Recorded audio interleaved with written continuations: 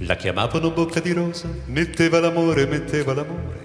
La chiamavano bocca di rosa, metteva l'amore sopra ogni cosa. Appena scesa alla stazione del paesino di Sant'Ilario, tutti si accorsero con uno sguardo che non si trattava di un missionario. C'è chi l'amore lo fa per noia, chi se lo sceglie per professione. Bocca di rosa né l'uno né l'altro, lei lo faceva per passione. Ma la passione spesso conduce a soddisfare le proprie voglie, senza indagare se il concupito ha il cuore libero oppure a moglie. E fu così che da un giorno all'altro Bocca di rosa si tirò addosso l'ira funesta delle cagnette a cui aveva sottratto l'osso. Ma le comari di un paesino non brillano certo in iniziativa, le contromisure fino a quel punto si limitarono all'invettiva.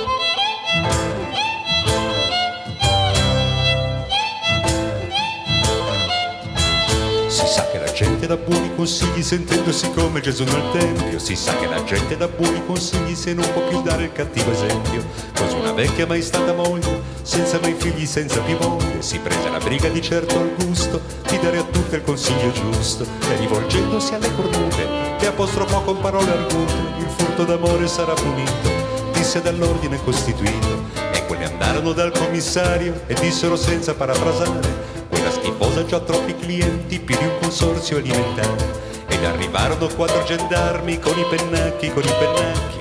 Arrivarono 4 gendarmi con i pennacchi e con le armi. Spesso gli sbirri e i carabinieri al proprio dovere vengono meno, ma non quando sono in alto uniforme e l'accompagnarono al primo treno.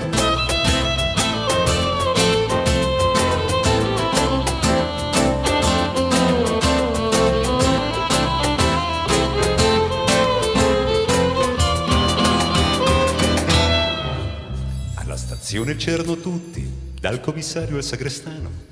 Alla stazione c'erano tutti con gli occhi rossi e il cappello in mano, a salutare chi per un poco, senza pretese, senza pretese, a salutare chi per un poco portò l'amore nel paese.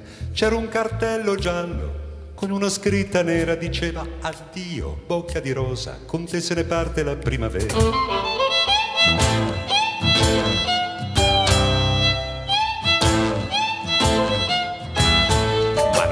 Un po' originale, non ha bisogno di alcun giornale. Come una freccia dal largo scocca, vola veloce di bocca in bocca. E alla stazione successiva molta più gente di quando partiva. Chi manda un bacio, chi getta un fiore, chi si prenota per 2 ore.